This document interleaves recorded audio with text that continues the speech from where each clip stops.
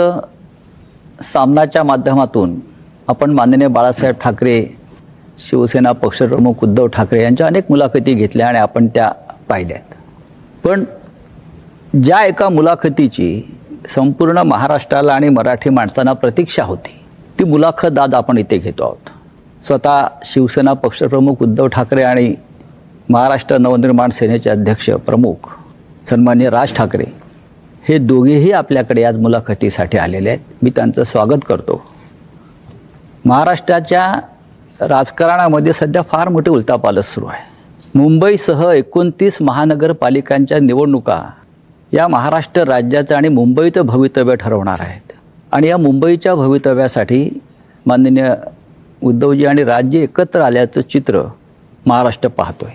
मराठी माणसाच्या मनात अनेक प्रश्न आहेत आणि तेवढाच आनंदसुद्धा आहे आपण एकत्र आल्याबद्दल.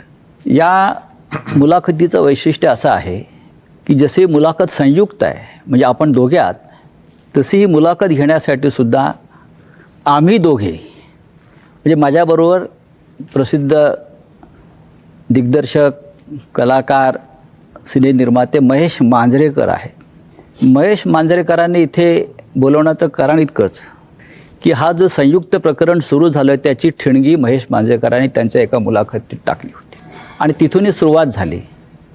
त्याच्यामुळे मांजरेकरांनी इथे खास आमंत्रित केलं आहे. पण मांजरेकर इथे आज आहेत माझ्याबरोबर.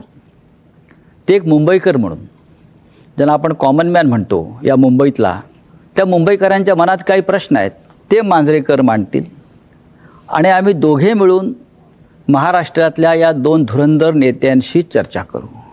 उद्धवजी आणि राजसाहेब, आपण इथे आलात त्याबद्दल मी आपले आभार मानतोच.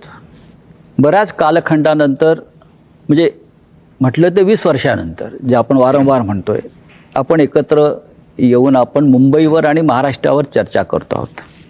महाराष्ट्र या क्षणाची वाट पाहत होता आणि महाराष्ट्राच्या मनातला हा कॉमन प्रश्न आहे आणि तो दोघांनी त्याचं उत्तर दिलं पाहिजे. थोडक्यात की महाराष्ट्राला 20 वर्ष वाट का पाहावी लागली.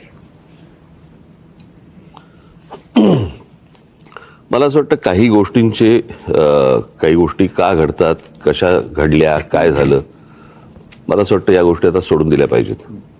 आणि मी त्या दिवशी महेश मांजरेकरांच्या मुलाखतीमध्ये मी सांगितलं होतं की कुठच्याही भांडणापेक्षा आणि वादापेक्षा महाराष्ट्र मोठा आहे आणि आज संकट महाराष्ट्रावरती आहे, मुंबईवरती आहे, महाराष्ट्रातल्या अनेक शहरांवरती आहे.